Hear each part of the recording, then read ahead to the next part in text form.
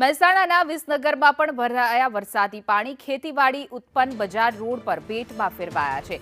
APMC બહાર પણ આવેલી દુકાનોમાં ઘૂસી ગયા છે પાણી। 4 ઇંચથી પણ વધુ વરસાદથી વિસનગર પાણી થયું છે। નીચાણવાળા વિસ્તારોમાં ભરાઈ ગયા છે વરસાદી પાણી। આ જોઈ શકાય છે દ્રશ્યો કે જ્યાં ઘૂંટણસમા પાણી ભરાઈ ગયા છે। દુકાનો પણ બંધ રાખવાની ફરજ પડી છે। વેપારીઓને ભારે નુકસાન। જો કે આજે રવિવારનો દિવસ હતો જેથી વાહન ચાલકોને ઓછી હાલાકી, પરંતુ અત્ર સર્વત્ર પાણી જ પાણી જોવા મળી રહ્યું છે। બજારો પણ પાણીમાં ગરકાવ।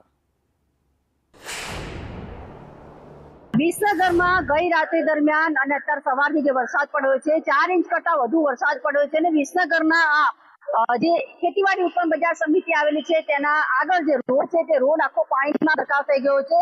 કરોડોના રૂપિયા ગટર પાઇપલાઇન નાખવામાં આવી હતી તે તદ્દન ફેલ જોવા મળી રહી છે। લોકોની દુકાનોની અંદર પાણી જે છે તે ઘૂસી ગયા છે। તેવા દ્રશ્યો જે છે તે અહીંયા આપને બતાવી દઈએ કે આ વિસનગરનો વિકાસ જે છે તે જોવા મળી રહ્યો છે। સ્થાનિકો જે તે વર્ષોથી આ સમસ્યા છે તેને લઈને પરેશાન છે। તેમની સાથે વાત કરીશું। શું કહેશો કાકા, કેટલા વર્ષોથી આ પરિસ્થિતિ છે અને શું એનું કોઈ સમાધાન? છેલ્લા 10-15 વર્ષથી આ પરિસ્થિતિ છે અને પાણીનો કોઈ નિકાલ જ નથી। ગટરો નાખી છે પણ એક બિલકુલ કોઈ કામ વગરની છે।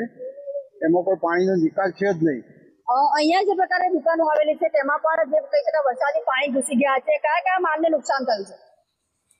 અહીંયા કરિયાણાની દુકાન છે, કલરની દુકાન છે, ઉપડિયા સ્ટ્રીટ માર્ટ છે, ગાટલાની દુકાન છે। બધાને લગભગ દર વર્ષે 5-10 હજારનું, 25,000નું, 50,000નું બધાને નુકસાન થાય જ છે।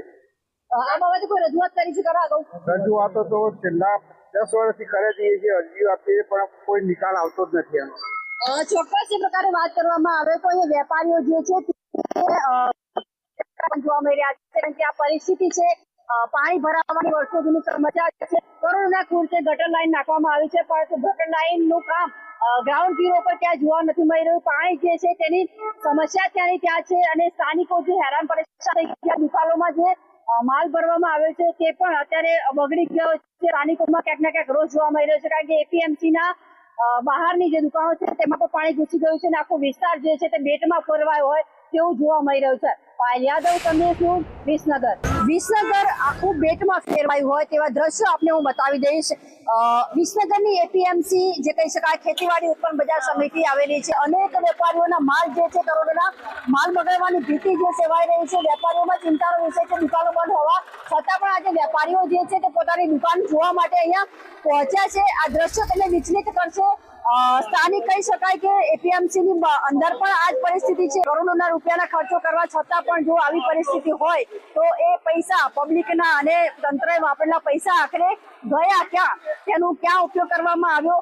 આ ગટર જે છે તેની હજુ પણ સમસ્યા નથી આવી, સમસ્યા હલ કરવામાં નથી આવી। સ્થાનિકોમાં રોષ જોવા મળી રહ્યો છે।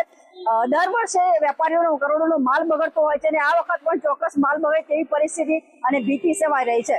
પાયલ યાદવ, સંદેશ ન્યૂઝ, વિસનગર।